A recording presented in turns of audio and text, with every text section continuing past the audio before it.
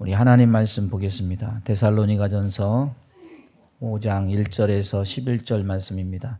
한 절 제가 읽고 한 절 찬양대 읽고 한 절 온 회중 함께 읽습니다.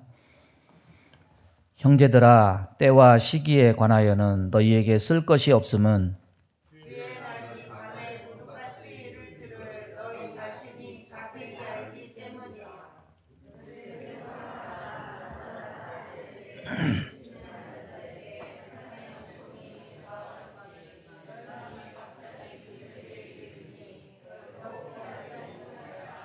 형제들아, 너희는 어둠에 있지 아니하매 그날이 도둑같이 너희에게 임하지 못하리니 너희는 다 빛의 아들이요 낮의 아들이라.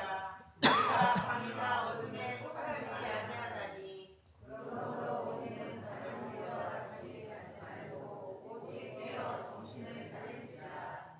자는 자들은 밤에 자고 취하는 자들은 밤에 취하되 우리는 낮에 속하였으니 정신을 차리고 믿음과 사랑에 신경을 붙이고 구원의 소망의 투구를 쓰자.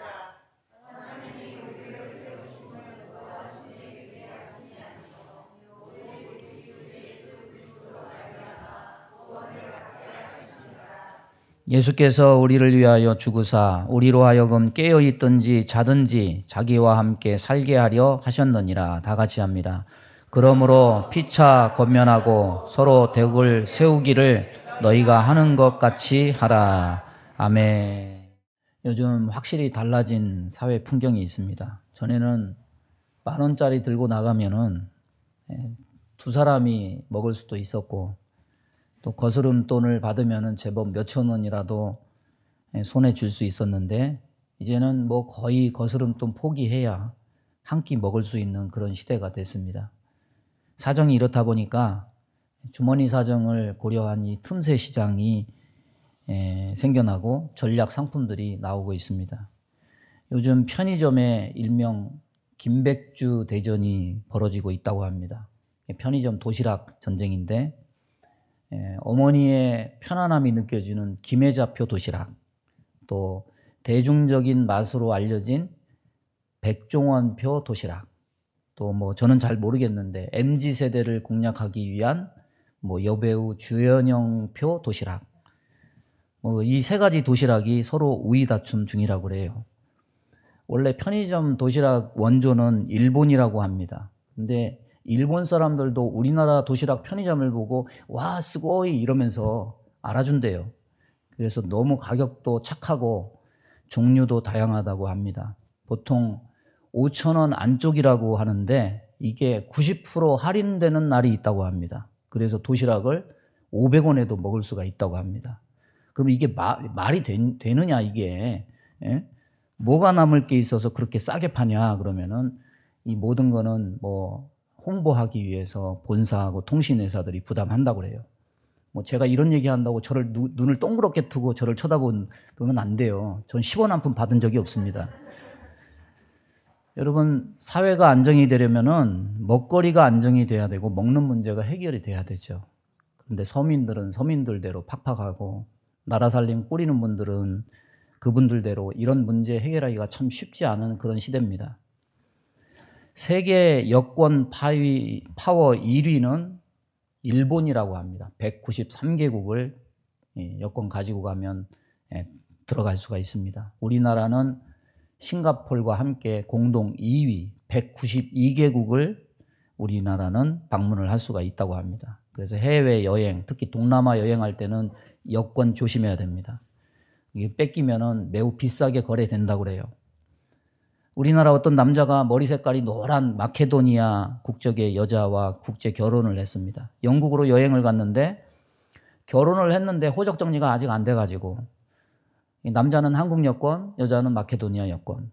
한국 여권 가진 남편은 특별 게이트로 진출을 해가지고 1분도 안 돼서 밖에서 벌써 기다리고 있는데 이 마케도니아 국적의 아내는 거기서 1시간 동안 붙들려가지고 꼬치꼬치 캐묻고 나서야 이 게이트를 나설 수 있다고 그런 말을 들었습니다. 여러분, 사도 바울이 3차 전도 여행을 했는데 3차 전도 여행은 기근당한 예루살렘 교회를 위한 구제 헌금의 목적을 둔 그런 선교였습니다.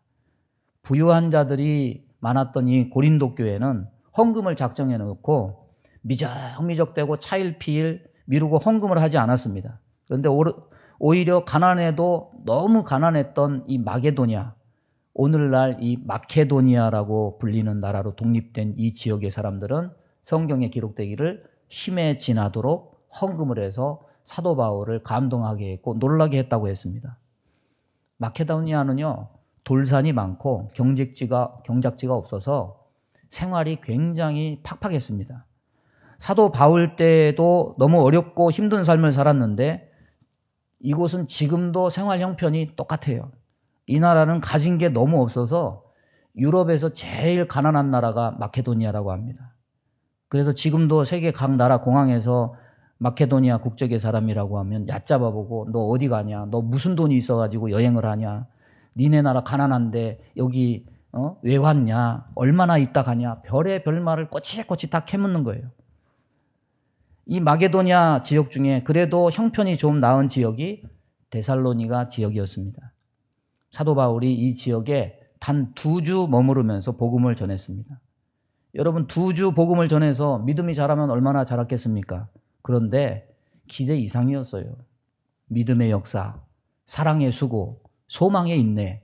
따라서 보겠습니다. 믿음의 역사, 사랑의 수고, 소망의 인내. 저를 바라보는 눈이 약간 개슴츠레 한 것 같아가지고 제가 눈을 좀 뜨게 하려고 여러분을 수고를 여러분을 하라고 했습니다. 여러분 이 소문이 온 그리스 지방 전체로 퍼져서 소문이 자자하게 났습니다. 사람들에게 칭찬을 받는 교회가 데살로니가 교회가 되었습니다. 그런데 문제도 있었습니다. 주님이 다시 오신다고 하니까 저들은 주님이 당장 오실 줄 알고 아무것도 안 하고 주님만 기다린 거예요. 마치 전에 이장님의 다미성교회가 모년 모월에 주님 오신다고 하니까 재산 다 팔고 직장 그만두고 학교도 안 다니고 흰옷 입고 기다리다가 낭패 당한 것 같이 그런 현상이 나타났던 겁니다. 그래서 사도 바울이 이에 대해서 권면할 필요성을 느끼고 데살로니가 전서를 쓴 겁니다. 분명 주님 다시 오신다는 것에 대해서 이렇게 대처하는 것은 잘못된 것이죠. 여러분 남유다가 망하고 바벨론의 포로가 되었을 때 사람들의 마음이 분열되어 있었습니다. 어떤 사람은 즉시 예루살렘에 귀환하게 될 것이다. 거짓 예언을 퍼뜨리는 사람이 있는 반면에 어떤 사람은 우리가 이러면 안 된다. 바벨론에 조직을 갖춰서 저항해야 된다. 이렇게 주장하는 사람. 그러나 하나님은 이에 대해서 이렇게 말씀하십니다. 예레미야 29장 4절 이하에 보면 만군의 여호와 이스라엘의 하나님 내가 예루살렘에서 바벨론으로 사로잡혀가게 한 모든 포로에게 이같이 이르노라. 너희는 집을 짓고 거기 거하며 전원을 만들고 그 열매를 먹으라. 아내를 취하여 자녀를 생산하며 너희 아들로 아내를 취하며 너희 딸로 남편을 맞아 그들로 자녀를 생산케 하여 너희로 거기서 번성하게 하고 쇠전하지 않게 하라. 너희는 내가 사로잡혀가게 한 그 성읍에 평안하기를 힘쓰고 위하여 여호와께 기도하라. 이는 그 성이 평안함으로 너희도 평안할 것임이니라. 한마디로 말하면요, 적국의 포로로 있을지라도 고국에 있을 때처럼 일상의 삶을 살아라, 이런 뜻입니다. 어쩌면 사도 바울이 데살로니가 교회 성도들에게 하는 말씀도 이와 비슷한 말씀일 겁니다. 적어도 재림에 대해서 오늘날 우리의 문제는 이렇게 아무것도 안 하고 재림의 징조, 시기에만 집착하는 이런 형태는 아닐 겁니다. 우리의 문제는 어떻게 보면 이와 반대예요. 재림의 소망을 말하기는 합니다. 재림은 찬송이나 설교에만 존재하지 아예 오늘날의 시대는 세상 일에만 몰두해 있는 것. 오늘날 우리의 재림 문제가 있다면 바로 이런 것일 겁니다. 사도 바울은 이 두 가지 경향성을 다 염두에 두고 말씀을 합니다. 여러분, 우리의 소망은 세상의 소망이 아닙니다. 분명 우리의 소망은 마라나타, 아멘 주 예수여 어서 오시옵소서, 초림이 아닌 재림, 다시 오실 예수님에 대한 재림이 우리의 소망입니다. 그러나 세상이 어려워질수록, 세상 일에 골몰할수록 재림은 우리의 관심사에서 저만치 떨어져 있는 것 아닌가 우리는 생각할 수 있습니다. 여러분, 나는 주를 만났습니다. 부활의 주님을 만났다면 이제 나는 주를 전하겠습니다. 주님의 증인으로 살아야 됩니다. 그러나 여기에만 머물러 있으면 안 됩니다. 나는 주님을 기다립니다. 결국 우리 신앙의 종착역을 바라보면서 우리 소망을 굳건히 해야 됩니다. 참된 소망을 향해서 나가는 저와 여러분 될 수 있기를 주님의 이름으로 축원합니다. 1절 보면 바울이 형제들아 때와 시기에 관하여는 너희에게 쓸 것이 없음은 말씀합니다. 때와 시기는 주님의 재림의 날이죠. 바울은 데살로니가 교인들에게 그리스도의 재림의 날에 대해서 다시 부연 설명하지 않겠다 이렇게 말하는데 그 이유는 뭐냐면 재림의 날은 밤에 도적같이 예측할 수 없기 때문이다 말씀합니다. 재림의 정확한 때를 우리는 알 수 없습니다.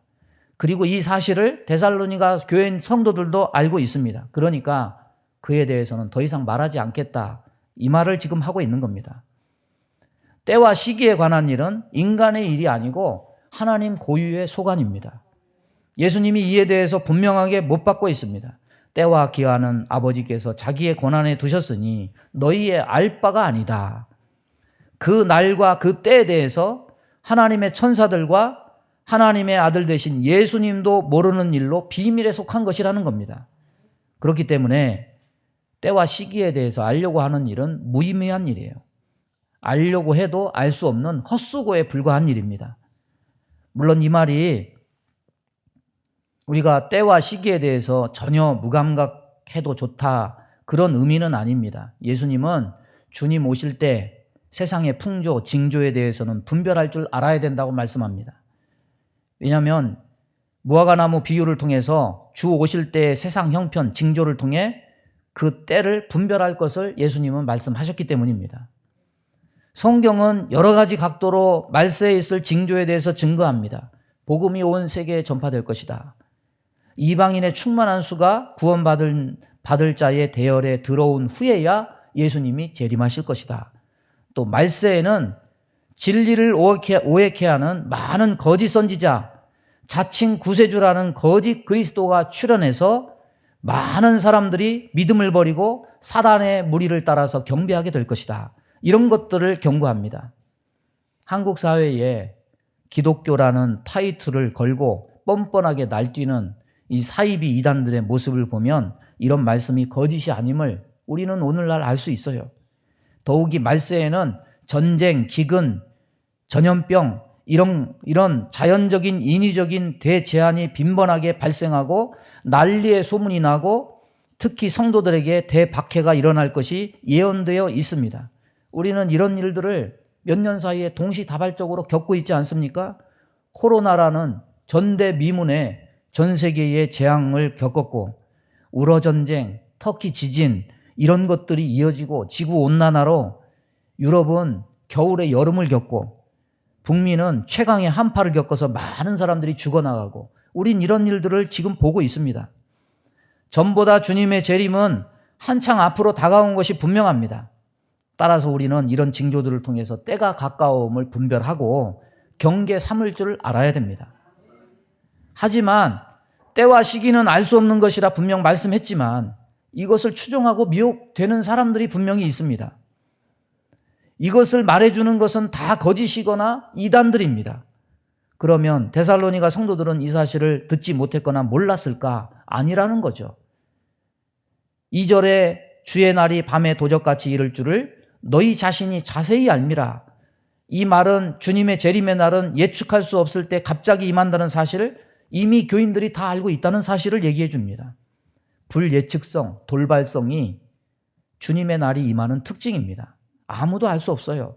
데살로니가 성도들도 몰랐던 것이 아닙니다. 이미 알고 있었습니다. 알고 있었음에도 불구하고 그들 역시 때와 시기에 집착한 것을 보면 사람이 얼마나 엉뚱하고 미련한가 이것을 알 수 있습니다. 만약에 때와 시기를 알게 되면 어떤 일이 벌어질까요? 주님의 재림의 날이 미래로 공지가 된다면 어떤 일이 벌어질까요? 아마 실컷 죄와 더불어 살다가 그 전날쯤 회개하고 손들고 오는 일이 있는 사람들이 부지기수일 겁니다. 엉망으로 살다가 나중에 재림하기 전날 그렇게 하면 되지 이렇게 생각하는 사람들이 많을 겁니다. 그러나 하나님은 이런 삶을 원하시지 않습니다. 당신을 향한 믿음이 이렇게 취급받는 것을 원하지 않으십니다. 계시록 16장 15절 보면 보라 내가 도적같이 오리니 누구든지 깨어 자기 옷을 지켜 벌거벗고 다니지 아니하며 자기의 부끄러움을 보이지 아니하는 자가 복이 있도다. 성경은 우리로 하여금 평소에도 깨어 근신해서 거룩한 삶을 살 것을 명하고 있습니다. 여러분, 성경이 주의 날의 불예측성과 돌발성에 대해서 단언하면서 우리로 하여금 깨어 근신할 것을 명하는 것은 아마도 이런 거룩을 잃은 삶을 차단하기 위함일 수도 있습니다. 여러분, 멸망은요, 때를 몰라서 당하는 것이 절대 아니에요. 때를 알아도 멸망할 사람들이 분명히 있을 겁니다. 멸망은 왜 멸망하느냐? 따라서 해보겠습니다. 거룩을 상실하고 잃기 때문에 망한다. 3절에 사도 바울이 말합니다. 저희가 평안하다, 안전하다 할 그때에 잉태된 여자에게 해산 고통이 이름과 같이 멸망이 호련히 저희에게 이르니니 결단코 피하지 못하리라. 평안이 뭡니까? 경각심이 없는 거예요. 안전이 뭡니까? 나는 돈도 있고, 나는 세상 지위도 있고, 나는 나를 해할 사람도 없고, 나는 앞으로 평안하게 잘 살 거야. 그런 어떤 장담이죠. 거룩한 삶을 내팽개친 채 심판에 대한 날에 대한 경고를 무시한 채 평안하다, 안전하다 스스로 위로하는 어리석은 사람들에게 잉태하는 여자에게 산통이 오는 것 같이 멸망이 호련히 임할 것이다. 성경을 말씀하고 있습니다. 따라서 이렇게 거룩을 잃고 세상 풍조에 푹 빠져 있는 자는 때를 알아도 당하게 돼 있어요. 롯의 때에 롯은 천사의 소리를 듣고 빠져나왔습니다. 그리고 사위들에게 알렸습니다. 사위들은 들었습니다. 사위들은 알았습니다. 그런데 어떻게 했습니까? 듣고도 농담으로 여겼더라. 때를 알아도 거룩의 가치를 모르고 우습게 여기면서 거룩을 상실한 자들은 그래서 듣고도 알고도 결국 멸망하게 돼요. 따라서 때와 시기가 중요한 것이 아닙니다. 우리에게 중요한 것은 무엇이냐? 거룩한 삶을 살고 유지하는 것이 중요하다.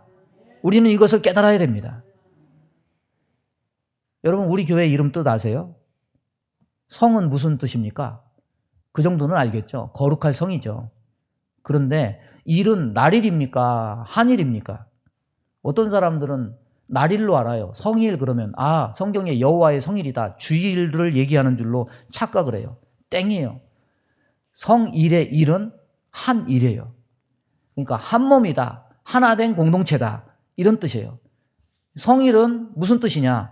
거룩함으로 한 몸 된 공동체다. 거룩함으로 하나 된 공동체다. 따라서 보겠습니다. 거룩함으로 하나 된 공동체다. 이 성일교회 이름이 그런 뜻이에요. 처음 들었어요? 머리에 새기세요. 여러분, 주님이 뭐라고 그랬습니까? 아버지와 내가 하나 된 것 같이 저들도 우리 안에 하나가 되게 하옵소서. 사도 바울이 뭐라고 그랬습니까? 예수님의 이 유언을 압니다. 성령이 하나 되게 하신 것을 힘써 지키라. 바로 그 하나가 성일의 일의 의미예요. 우리 교회 이름이 담고 있는 신앙적 가치, 거룩함으로 하나 된 공동체, 바로 이것이에요. 그런데 이 의미를 되새기다 보니 우리는 깨닫게 돼요. 우리 교회 이름 자체가 재림 지향적인 의미를 담고 있구나. 재림 맞이에 합당한 교회의 모습이 우리 교회 이름이구나. 이것을 깨닫게 되는 거죠. 그런데 여러분, 거룩이 뭐예요? 거룩이 한자인 줄 알고 옥편을 찾으면 거룩이란 한자는 없어요. 거룩은 한자가 아니에요. 거룩은 순 우리말입니다. 굳이 거룩을 한자로 표현하면 성결이라는 단어로 표현할 수 있는데 한문으로는 이 거룩의 뜻을 다 담아내기가 좀 모자라고 아쉬운 느낌이 있습니다. 그래서 원어를 살펴봐야 뜻을 알 수 있습니다. 거룩의 원어는 히브리어로 코데시인데 이건 어떤 의미가 있냐면 잘라낸다, 분리한다 이런 뜻이 있습니다. 그러니까 무엇에서 잘라내느냐? 더러움과 죄악에서 잘라내고 분리한다 이런 뜻이 있습니다. 레위기의 말씀이 이 거룩의 참 뜻을 밝혀줍니다. 여러분, 이 컵이 전에는 내 거였는데 이걸 하나님께 바치면 이것은 거룩해졌다 이렇게 표현합니다. 물건은 똑같은데 왜 이것이 거룩해집니까? 이제는 구별되어져서 주인이 바뀌었으니까. 이제는 가정에서 쓰는 물건이 아니라 하나님 전에서 쓰는 물건이 되었으니까. 이렇게 구별되어서 바쳐진 것을 우리는 뭐라고 부르느냐? 성물이다. 거룩한 물건이다. 이렇게 부릅니다. 물건이 구별되어질 때 성물로 불린다면 사람 역시 구별되어질 때 성도가 되는 겁니다. 그냥 성도인 것이 아니라 이제는 애굽 백성이 아니라 하나님의 백성으로 구별되었으니 하나님 백성답게 이제는 구별되게 살아야 된다는 의미가 있는 거예요. 거룩이 뭡니까? 따라서 해보겠습니다. 구별되어진 것이 거룩이다. 우리는요, 세상 사람과 다르게 구별되어서 살아가야 됩니다. 그것이 거룩한 백성입니다. 사실 거룩은요, 죄 많고 허물투성인 인간에게 붙여질 단어가 아니에요. 인간이 쓸 수 있는 단어가 아닙니다.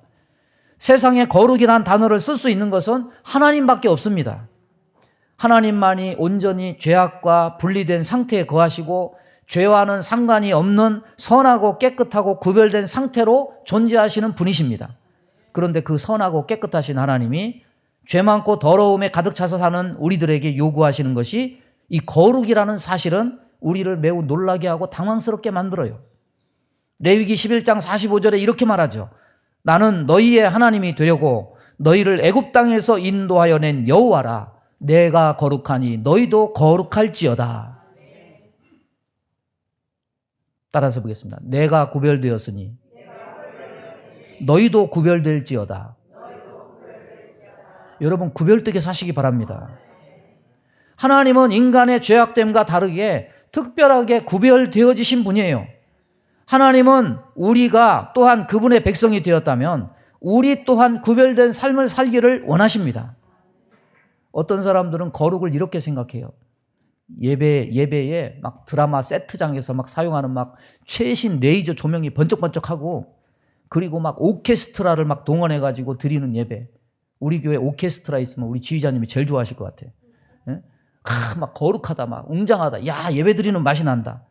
여러분, 거룩은 그게 아니에요. 그런 예배 하나님이 원하시는 거룩이 아닙니다. 거룩은 사실 그런 드라마틱한 현장이 거룩이 아니라 오히려 삶에서 더 드러나는 겁니다. 우리가 세상과 다르게 사는 그것이 곧 거룩한 삶이 되는 것이고 거룩한 백성으로 표현되는 겁니다. 세상 사람들이 바라고 추구하고 지향하는 것을 따라 사는 것이 아니라 하나님의 뜻과 말씀에 초점을 맞춰 사는 것이 곧 거룩입니다. 삶이 세상 사람과 구별되어지지 못하다면 그건 거룩이 아니에요. 여러분, 바리새인 사두개인들이 예수님의 신랄한 비판을 받았습니다. 왜 그럴까요? 겉은 거룩해 보여요. 막 기도도 경건하게 하고 막 11조 드렸다고 얘기하고, 그런데 속은 구별되어 있지 않은 거예요. 세상 사람과 똑같은 마음, 탐욕이 안에 가득한 거예요. 세속의 사람보다 더 악한 생각으로 가득 찼던 겁니다. 재림은 때와 시기를 아는 것이 문제가 아닙니다. 구별되게 거룩을 유지하면서 살고 있느냐, 그렇지 못하냐, 이것이 재림 때의 운명을 가름짓는 겁니다. 멸망은 때와 시기를 몰라서 임하는 것이 아닙니다. 거룩한 삶을 상실해서 임하게 되는 거예요. 거룩함을 지키는 자만 주님의 재림을 맞이할 수 있습니다. 우리 교회 이름이 바로 이 재림의 때에 가져야 될 신앙적 가치를 담고 있습니다. 성일교회가 이름 그대로 이 거룩함을 지켜서 주를 맞이할 수 있는 교회와 성도가 되기를 바랍니다. 6절에서 사도 바울은 계속해서 권면합니다. 그러므로 우리는 다른 이들과 같이 자지 말고 오직 깨어 근신할지니라. 성도는 졸지 말고 근신해야 된다. 마지막 때를 살아가는 성도들에게 필수적인 덕목이 뭐냐? 경각과 근신이다. 그러면 무엇에 대해서 경각과 근신의 마음을 가지고 살아야 되느냐? 여러분, 세상은 분명히 우리가 구별되게 살아가는 것에 대해서 회방하고 무장 해제시키려고 할 것입니다. 세상은 우리가 거룩하게 사는 것을 가만히 두지 않습니다.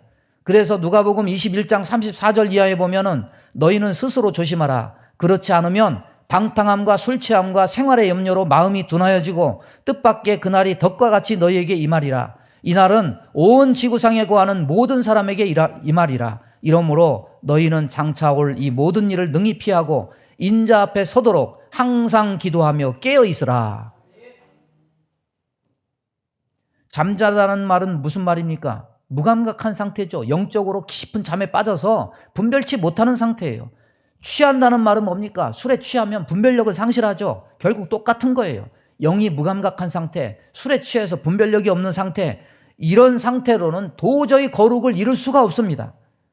사실 불신자들은 이런 상태예요. 깊은 잠에 빠져 있는 상태와 같고 술에 만취해서 음주운전해서 다른 사람을 치는 것과 같은 그런 영적 방종 상태에 있는 겁니다. 영적으로 도덕적으로 둔감해서 죄로부터 기인되는 결과를 인식하지 못한 채 마치 하나님의 심판날이 없는 것처럼 여기면서 그렇게 살아가는 것, 이건 소망이 없는 삶이에요.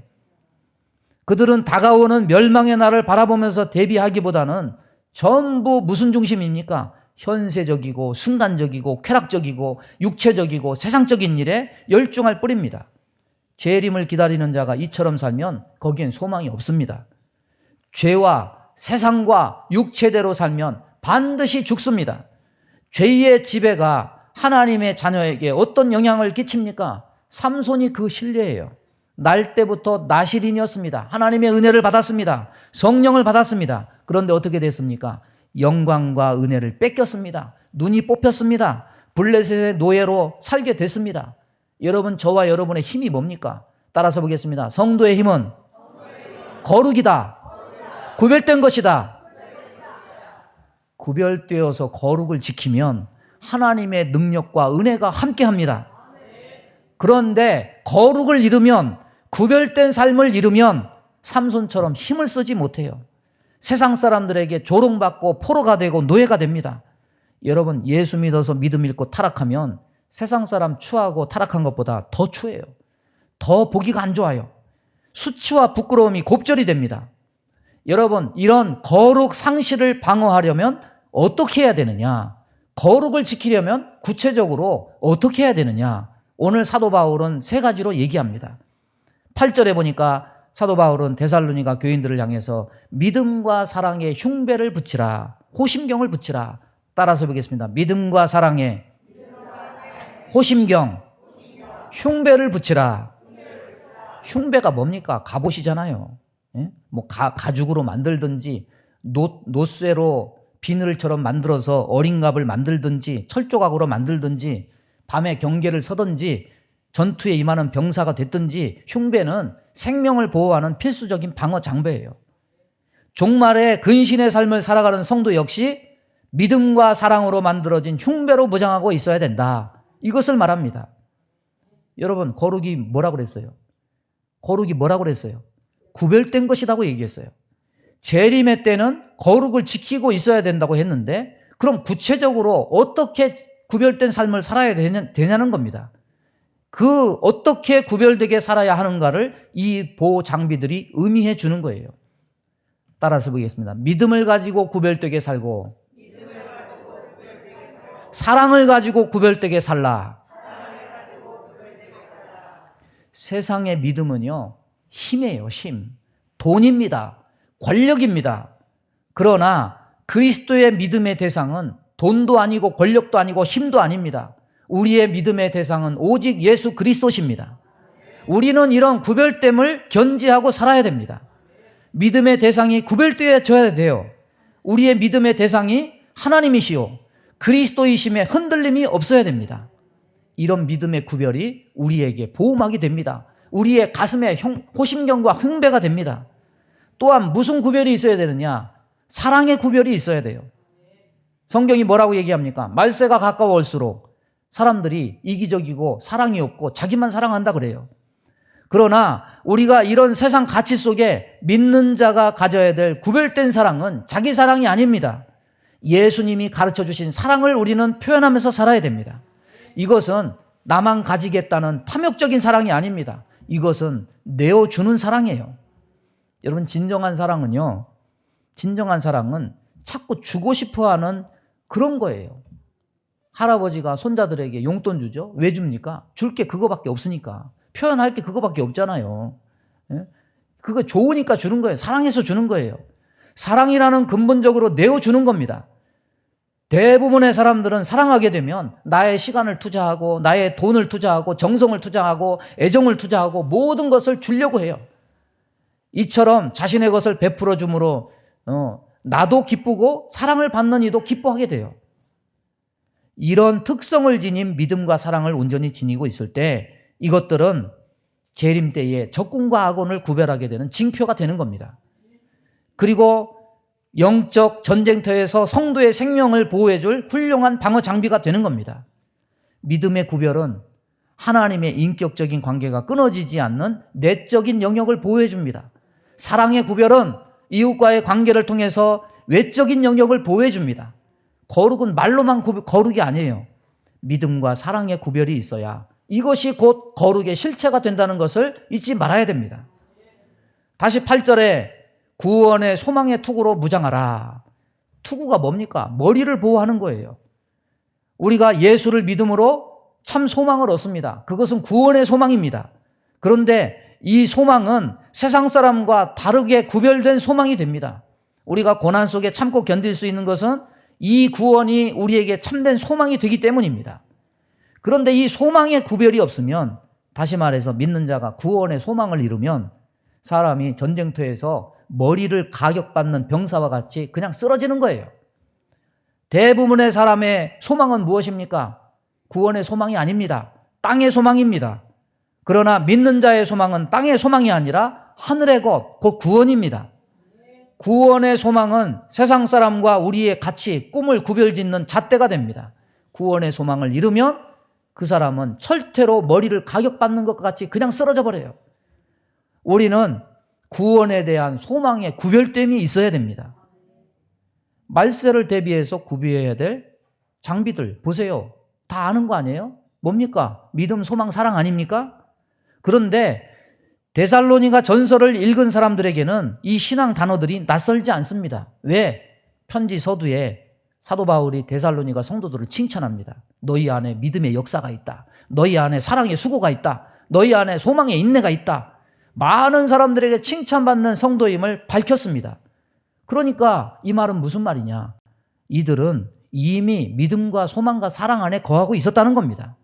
그러면 이것은 뭘 의미합니까?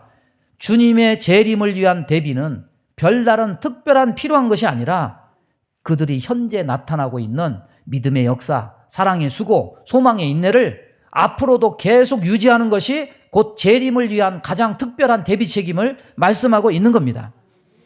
시기를 알아서 생업도 포기하고 학교도 안 가고 먹지도 않고 재림만 기다리는 그것이 재림 대비책이 아니라 지금 그들이 평소에 힘쓰고 있는 구별된 삶, 믿음의 역사, 사랑의 수고, 소망의 인내를 계속 유지하는 이것이 재림을 대비하는 대비 책임을 말하고 있는 거예요.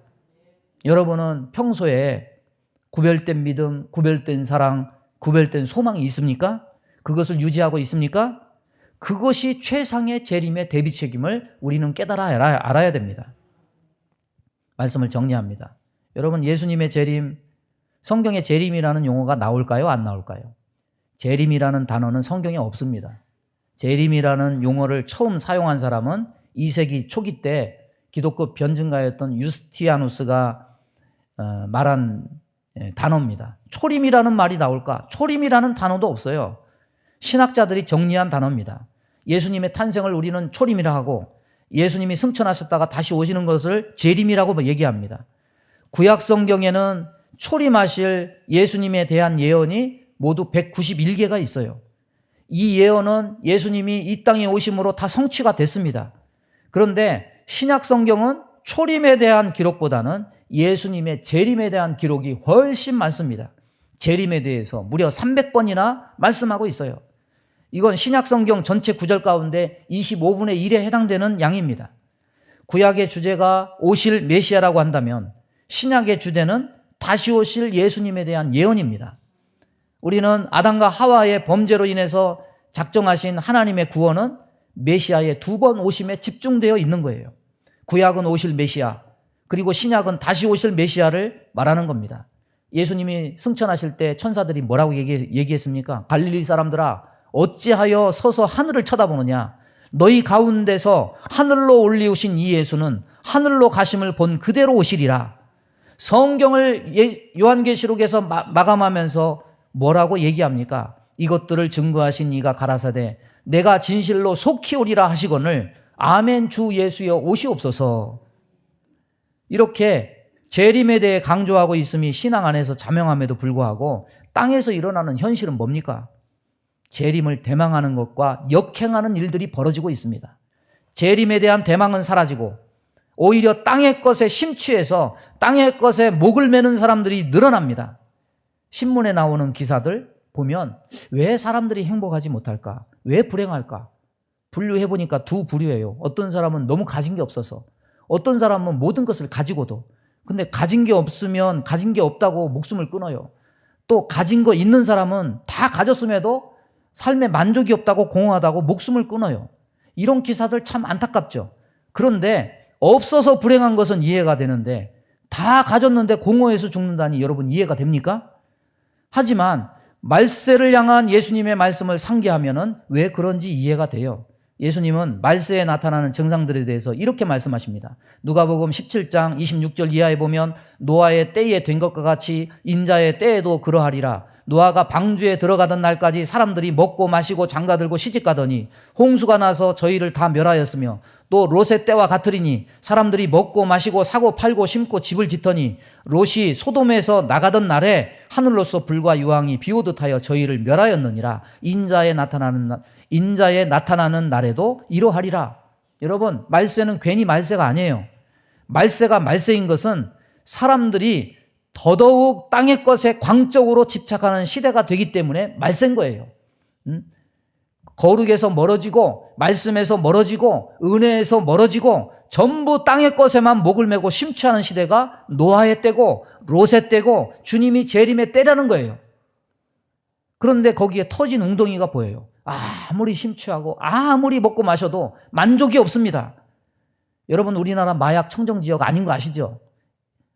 여중생들이 스마트폰으로 마약을 구해가지고 셋이서 마약하다가 엄마가 보고서 신고해가지고 덜미가 잡혔다고 그런 소식이 들려요.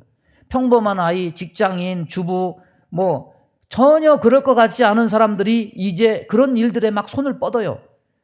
여러분, 이 시대 인간의 광기가 아이나 어른이나 할 것 없이 전부 땅의 쾌락에 정신이 팔려 있습니다. 마약하면 행복합니까? 마약 후에 그 공허함과 그 갈증이 더 사람들을 미치게 만들어요. 이것은 끝없는 나락입니다. 터진 웅덩이입니다. 만족이 없고 불행할 뿐이에요. 우리 모두 정신 차려야 됩니다. 여러분 뭘 좋아합니까? 여러분 무엇 때문에 한숨 쉽니까? 여러분의 가치와 여러분의 고민 모두 땅에 속한 것 때문에 그렇게 좋아하거나 근심하고 있지 않습니까? 그러나 성경적으로 이 말세의 증상에 대한 결론은 이미 나 있어요.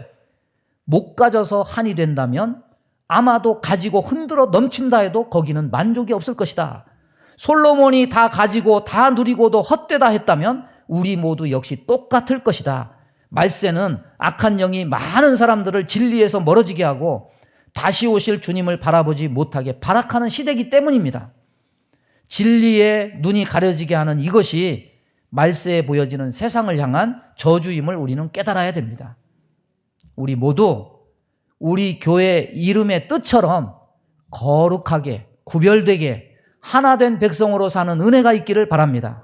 경각심을 가지고 근신해서 믿음과 사랑의 흉배, 구원의 소망의 투구를 쓰고서 세상과 구별된 거룩함을 나타내는 은혜가 있기를 바랍니다. 믿음의 역사, 사랑의 수고, 소망의 인내가 열매로서 나타나는 귀한 성일교회 되기를 주님의 이름으로 축원합니다.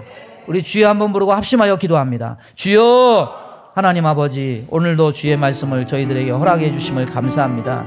성령님, 하나님, 이 세상에 정신 팔려 있는 우리의 마음을 돌이켜 주시고 소망의 말씀에 귀를 기울이고 구별된 삶을 살게 하여 주옵소서.